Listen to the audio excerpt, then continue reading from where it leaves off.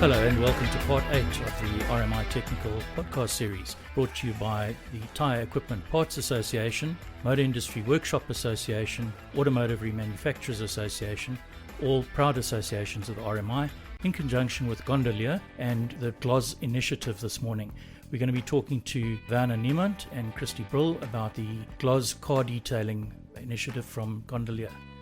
Welcome Christie and welcome Werner. Thank you, Hedley. It's exciting to be back in our last podcast for the winter season, and we look forward to discussing the origination of Glozz and the Glozz initiative and the importance behind the detailing trade today.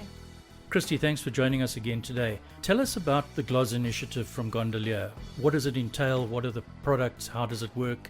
And how does one get involved with it? Gondolier's core business being the auto body shops and the automotive industry, we started realizing that the body shops are definitely going to have to look at diversifying their revenue streams, because where the second-hand car dealerships are increasing over and above the new car dealerships, and the sales have increased drastically, especially in the times that we are today, adapting to the new normal. That's when Gondolier started realizing that we need to embark on the trade called the detailing industry. And this is where we started bringing in a G3 professional detailing range and started liaising with detailers out there that was more of a passion and not a leading trade in the industry. Christie, we look forward to seeing more of the detailing in the industry at the moment. Just share with us, what are these products that form part of the G3 Pro range? So the G3 Pro range works with a criteria: clean, restore and finish. You've got your cleaning process that you have, you've got your restoring process, and you've got your finish process within the detailing industry. And I've got Werner here with me today from Blackpool Detailing, the first Glozz partner, the accredited Glozz partner for Glozz, and he's going to be explaining to us today more about detailing and the passion and the skill, professional skill behind detailing compared to your idea of a car wash.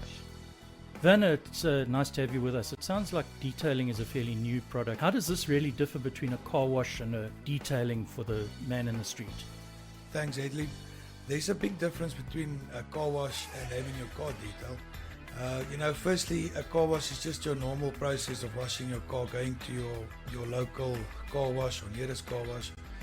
And then, the processes that they follow is not really the ideal process that you want done on your vehicle. And then when you go one step up for the detailing is where we get set apart from car washing and detailing, is where we perform a paint correction process on the whole vehicle to get all your swirls, scratches, imperfections out. And those swirls and scratches are mainly caused by your normal and local car washes, by using dirty cloths or washing the wheels with the same mitt or cloth, and then wash the body of the same cloth or mitt or whatever it might be, causing all those swirls and scratches and stuff. And to get that out, you need to do a proper paint correction process on the vehicle's paintwork. So what you're really saying to me, Werner, is that it's a bit like the difference between going for a shower or going to a spa. Yes, that's for sure. No, definitely.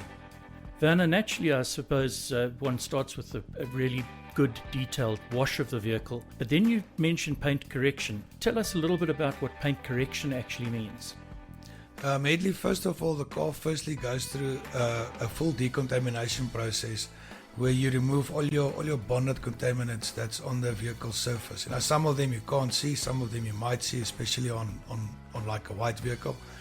But the first process is to get rid of all the bonded contaminants. So there we perform a clay barring process to get rid of all those bonded contaminants. Werner, you mentioned contaminants that you use the clay bar to remove. What are these contaminants? Just give us a bit of an indication. Edley, contaminants consist of anything of acid rain, air pollution, overspray, bird droppings, things like that actually bond with your paintwork. So it's, in other words, it's staining on your paintwork that you're really talking about. Yes, that's correct. So then you move on to onto the further polishing thereafter, is it? And then after that, the vehicle gets a polishing process where we first start with a cutting process to get rid of all your deep scratches, your swirl marks and paint imperfections. And then after that, if required, it goes through a medium cutting stage process. Then the vehicle undergoes a fine cutting process on the vehicle to get rid of all your imperfections made by the previous processes we did. You can think of it like sanding wood. You start rough, you go medium, and you go finer and finer to get the perfect finish on the vehicle. So the paint correction process is essentially getting the paint back to what it should be, or even better than it was originally. What is the next step after that? Immediately from there, we take it to the wash bay to have it cleaned, to make sure all the panels are oil free, no polish dust around or anything. After we're satisfied that it's clean, then the vehicle's next stage is to do the paint protection process. Now the paint protection process can be anything from wax, a ceramic coating, or paint protection film. Werner, tell us about the differences between wax and film and ceramic. Usually one regards ceramic in tiles and so on, so it's obviously a very hard wearing product. Yes, the difference between the lot is that wax only lasts you for a few weeks or so, and then your ceramic coating actually bonds with your paintwork, where it gives you a much longer protection period. It beads off water. It helps with maintaining the car as well, so when you do wash it, it washes much easier. When your car is dirty, you know, when you've got a ceramic coat on, it doesn't look dirty from the eye. Only when you step closer to it, you might see that it is dirty. And then your paint protection film is your ultimate protection film. That protects against stones, chips, scratches, you know, and the film is also self-healing. So if you do pick up a scratch on it, you just simply pour hot water over it, or leave your car in the sun, and the film resets itself as well. So the film resets with a bit of heat on it, either sun or a bit of warm water or so on, protecting the paintwork. Does paint protection film also get a ceramic coating? Yes, you can also add a ceramic coat onto the film as well. What is the sort of lifespan of this ceramic coating? You know, you mentioned wax is a couple of weeks. What sort of expectation can a customer have from ceramic? Ceramic coatings protection comes either in the form of a 1-year coating, a 2-year coating, a 3-year coating, and then a 5-year coating. How long does a ceramic take to apply to a vehicle? Is it a lengthy process? Is it something that is difficult to do? Headley, if you know what you're doing, it's not difficult, but it takes us about half a day to full day to do the ceramic coating process. So we've now done the paint protection process, and you then obviously make sure that you are happy with what you've done with the car before you give it back to the customer. What is the general time allowance for doing a proper full detailing with film and ceramic coating? Headley, you can look at anything between 5 and 7 days. 5 to 7 days? Yes, that's correct, because each thing has its own process. Your paint correction process is a lengthy process on its own, and then your film fitment is a process on its own. But you can't just fit the film and then carry on with your work. The film needs to sit for a day or two before you start on with any other work with it. And then after that, the coating as well takes its own time as well. So yeah, I'll say about a week to be safe. So if you bring in your car on a Monday, you can have it back by Friday. Wow, that's no wonder it is called detailing, because you obviously go into a very detailed process with it. I suppose what you do is you work through each and every panel on the vehicle individually. Yes, we go through panel for panel. Same when doing the whole polishing process. We do panel for panel until we're happy with that panel, and then we move on to the next. Werner, in the 5 to 7 days, does that also include the interior of the vehicle? Yes, it does. We go in detail through the interior as well. We use a range of G3 Pro products to clean, restore and protect the interior. It's important to use quality products when working on the interior. That's true, because from the entire explanation that you've just given me, Werner, I really truly understand now what detailing entails, and it is important to use quality products because it truly restores and doesn't just cover up like the makeup on my face. You want a long-lasting protection, and that is something as a consumer myself would definitely want as an owner of a car. Werner, in the detailing process, could you just tell me what are these products that you actually use during the process? Only for the paint correction process, we use Glozz G360 compound, and then for the finishing, we use the G360 finishing compound. And then for our fitment, our paint protection film, we use XPEL Ultimate Plus. Our ceramic coating and protection products, we use Gion Quartz. The G3 Pro range is for final clean and finishing before handing over to our customer to emphasize maintenance. Werner, so it's not a straightforward process when one recognizes the product that have to be used. Christie, where would one be able to find these maintenance products that Werner mentioned? The G3 Pro range is available on Takealot, and the G3 Pro range is also being used in diversifying your revenue streams within businesses where you can stop at tire fitment centers. That's being expanded into that industry, and then obviously the detailing industry where you go for the entire detail before you invest in your maintenance pack. Christie, we started off talking to Werner and yourself about the Glozz initiative. Can you just, to wrap up, give me a little bit of information about the Glozz initiative? The Glozz initiative is a single source of providing top quality professional detailing products to the professional detailers in the automotive industry. Christie, is this operating like a franchise where one would have to apply for it, or is it a licensing process? What is one to become involved as a Glozz detailer?